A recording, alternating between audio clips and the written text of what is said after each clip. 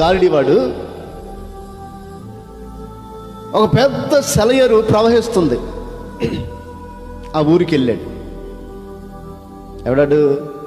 గాలిడి. ఊరందరికి సాటింపేపించాడు. ఏమని తెలుసా?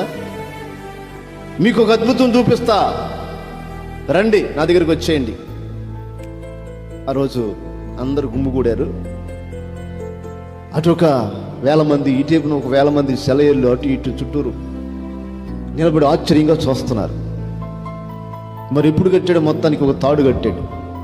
ఇటు యువతల నుండి అవతలకి తాడు కట్టి ఒక గెడబొంగు తీసుకొని, గెడకర్ర తీసుకొని దాన్ని ఇట్లా ఇట్లా బ్యాలెన్స్ చేసుకొని ఇటు నుంచి అటు వెళ్ళిపోయాడు. వెళ్ళిపోయి మళ్ళా వచ్చేసాడు. ఈలోపు వాళ్ళ భార్యని ఎత్తుకొని ఇటు నుంచి అటు వెళ్ళాడు. ఏమైనా సన్నగుందా? లావుగానే ఉంది మాదిరిగా. ఆవుని పట్టుకెళ్ళాడు, వచ్చాడు. ఇదంతా చూస్తున్న ప్రజలు ఆశ్చర్యంగా, అబ్బో నువ్వు అది, నువ్వు ఇది, అసలు నీ వంటి వాడి లోకంలో లేడా? అంత అద్భుతం చేసావు, ఆశ్చర్యకార్యం చేసావు.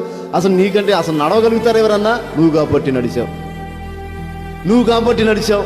మళ్ళీ నువ్వా? మళ్ళీ మీ భార్య, మళ్ళీ మీ పిల్లలు మళ్ళీ నడిచేవయ్యా అని గేళ్ళేసారు, గోళ్ళ చేశారు. అంత బాగానే ఉంది. నువ్వు సమర్థుడివి అన్నారు. ఎవరిని? గాడివాడిని. అప్పుడు గాడివాడు అన్నాడు, మీలో ఎవరైనా ఇప్పుడు మా భార్యని నేను నడిపించినట్టుగా మీలో ఎవరైనా వస్తారా? నేను నడిపిస్తాను వాళ్ళని అని అన్నాడండి. అన్న 5 నిమిషాలకి ఒక్కడుకోలేడు అక్కడ.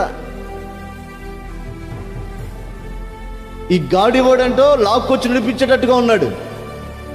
భయం వేసి గుండెల్లో దడబుట్టి, అమ్మో బ్రతుకుంటే బలుసాకైనా తినొచ్చు కానీ ఈ గాడివాడితో పెట్టుకోకూడదురో అని అక్కడి నుంచి పారిపోయారు.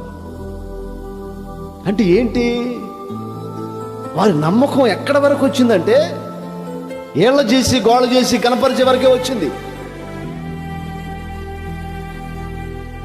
ఆ స్థితి వారికి ఎదురైన తర్వాత నమ్మకం ఏమైపోయింది? పోగొట్టుకున్నారు. ఈ రోజులో కూడా ఆత్మీయ స్థితిలో కొనసాగుతున్న మన జీవితంలో ఎప్పటి వరకు యేసయ్య మీద నమ్మకం అంటే మరణము వరకు మాత్రం నమ్మకంగా బ్రతకలేకపోతున్నాం. దేవునికి స్తోత్రం కలుగును గాక. నా ప్రియమైన దేవుని బిడ్డలారా, మన దేవుడు